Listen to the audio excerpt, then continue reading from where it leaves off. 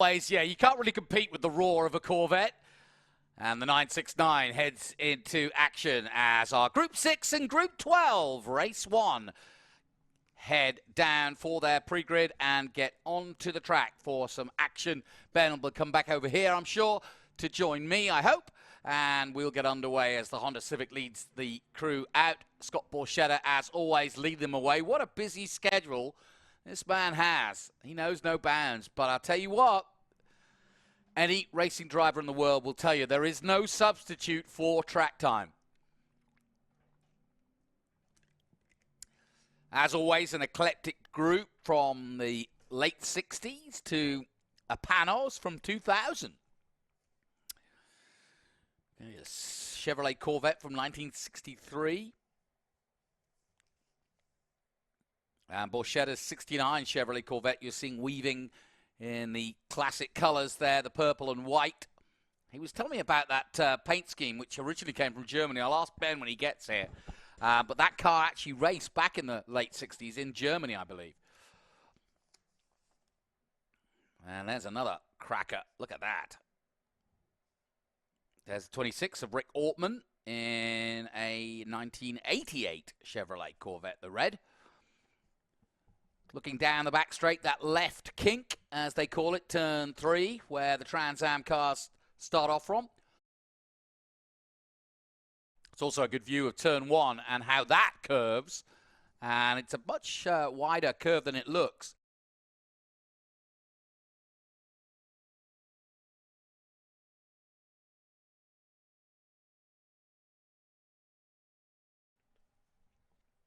So as the sun starts to go down here in mid-Ohio, it's perfect time.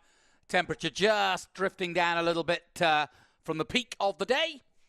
And you can see the lakes and rivers in the background and the beautiful rolling hills of mid-Ohio. Farm country we're in this weekend. Big race community, though, coming from Cleveland, Chicago, Columbus, you name it, Canton. And as you've heard over the day, plenty of racers from the area making it their home, from David Pintarek, who got a podium today. Amy Ruman, a top 6 finish, having started at the back. She, too, is an Ohio native. Buckeye boys, Buckeye girls. Scott Borchetta, of course, from Nashville, Tennessee, and will be headed his way in August for some Trans Am action as he hosts the IndyCar and Trans Am weekend. So, 2x2, they get ready to go racing. And we are green and good to go here. Away they go, Scott Borchetta on the right-hand side. Jonathan DeGaymore alongside him, slots into second place.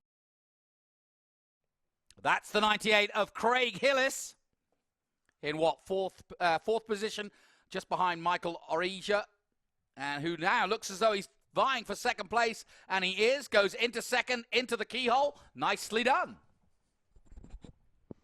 So Corvettes 1 and 2 now, as DeGaynor drops to third in that Devon Evolution. Bit more lightweight than the two cars in front, but he's certainly holding his own down the back straight. Yeah, if I remember correctly, I think Scott's in a small block, 350 Chevy. Origer, I think, is in a 358. I talked to Stuart Black before this, and I think DeGaynor's car is a 327 as we look there at the number 23 of John Cloud and that beautiful Boss 302. Busy boy. Yeah, followed by J.P. Griffith in that 9B Corvette. But this is the battle. Mike Origer, Scott Borchetta, they've had some great battles. They were with us at Laguna Seca and Sonoma this year. And they're pretty equally yoked cars there. Look at him slide that thing through Mid-Ohio Sports Car Course. You know, every time I watch Scott in this particular car, I think he's having the most fun in this car. He drives about 6 cars of a weekend. Yeah, it's a beautifully prepared car. We saw it in this livery, the livery that it raced in Europe back in the day. I just mentioned that. Yeah, it was. Was it? And I tried to show it at the grid. Cameras do not do it justice how well it pops. But I love the 4 headlights there of Michael Origer's Corvette. Looks like a Lancia from the rally days.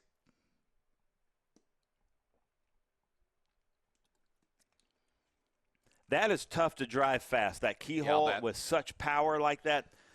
It's really fun to watch these cars slide. It is hot out there. The track temperatures are hot. Everybody's talking about Mid-Ohio low grip. It's been low grip for years. So it is really tough to wheel these cars around. So look for DeGainer with a little bit lighter, a little bit more nimble car to stay with these big, heavy Corvettes. That's a beautifully prepared car, too, as you got a close-up look of it. Dad giving us the lowdown. He wasn't prepared to hand the mantle over completely, was he? No, and John, I know John from racing a different Devon. It's just recently that he's taken over his dad's Devon, and I got to give it up for him too. He was so excited. One of his Stone Ridge employees is who threw the green flag for this race. Oh, cool. And you said 200, and they're within earshot, right? Yep. Yeah, they are just in Lexington, Ohio, just about a mile and a half away. Yep, drove through it this morning.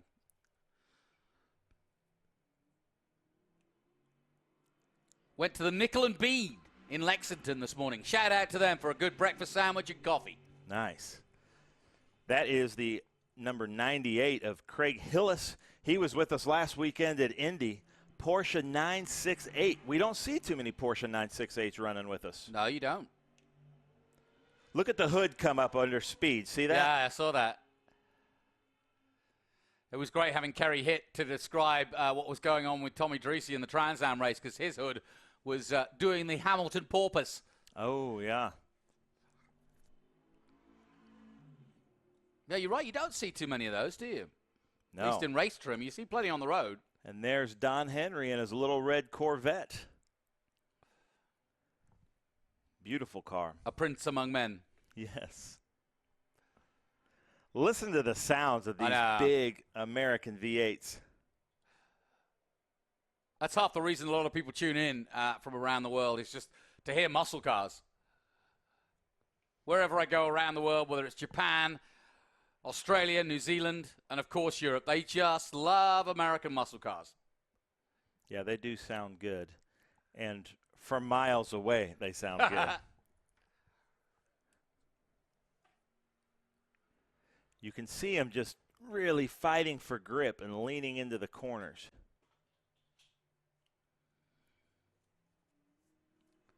Just looking at that 1A of Don Henry, that Roadster from 1969, currently in 5th. Just ahead of Davidson in the 22.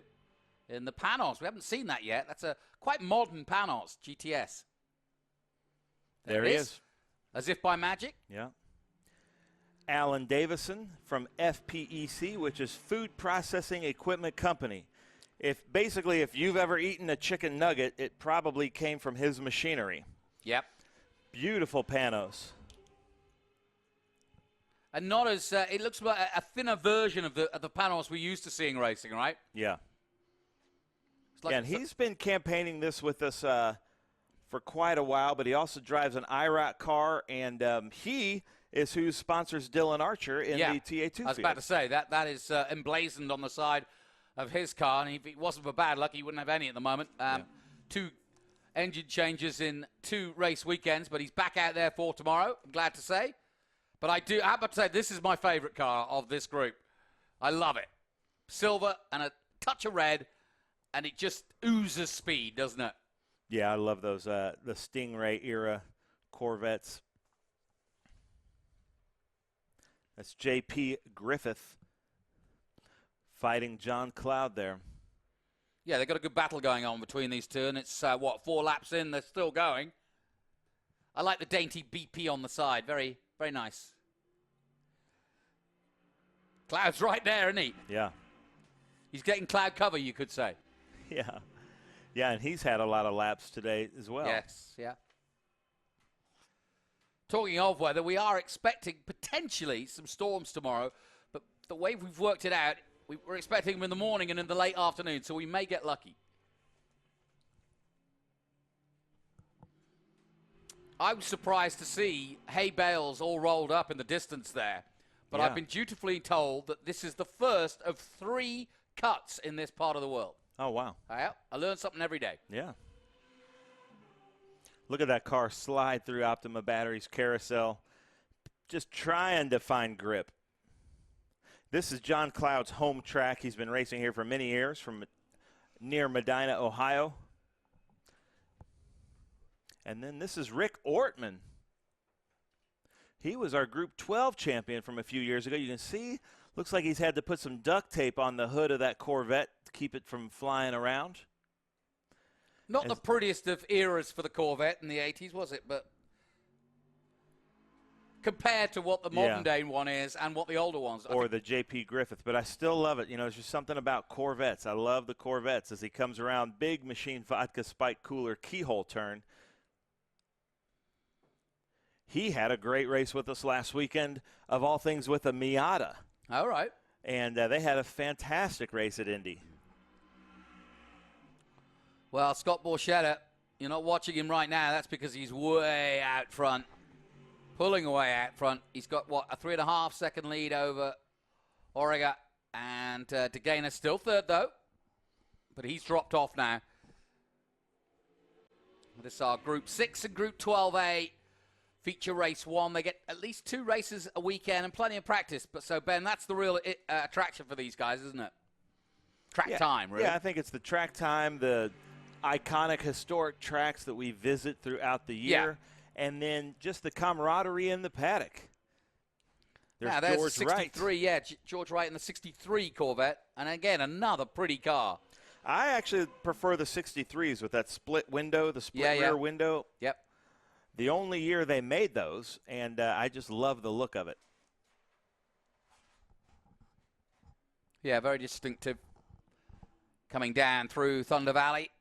And about a lap to go now in this first feature race. Uh-oh, our Porsche 968 of Craig Hillis has come into the pits with 1 lap to go. Oh.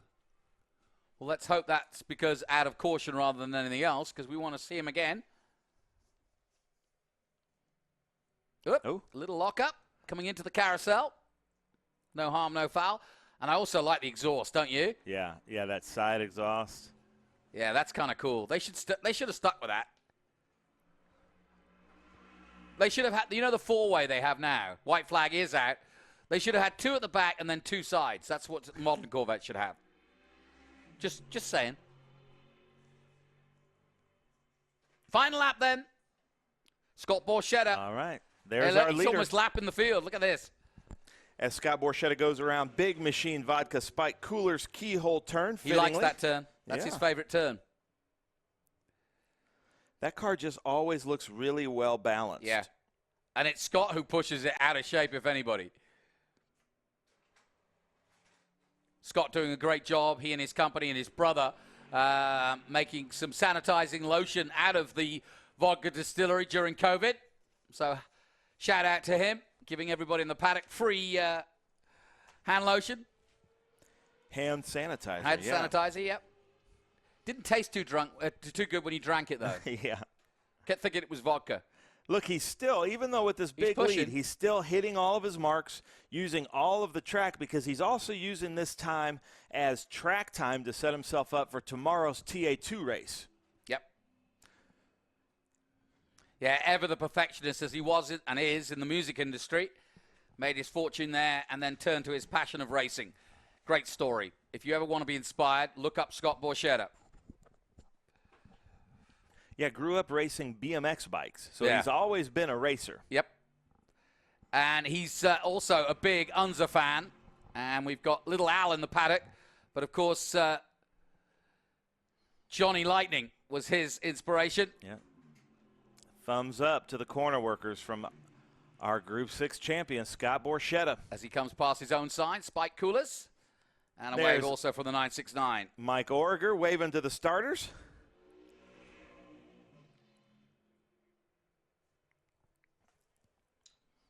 And there's Jonathan DeGainer in third place. He held on, but he was a little bit further back than... Well, he had a spin. Yes. He had a spin and continue earlier on in the race. Fair enough. Oh, he's turning the lights on and off. I like that.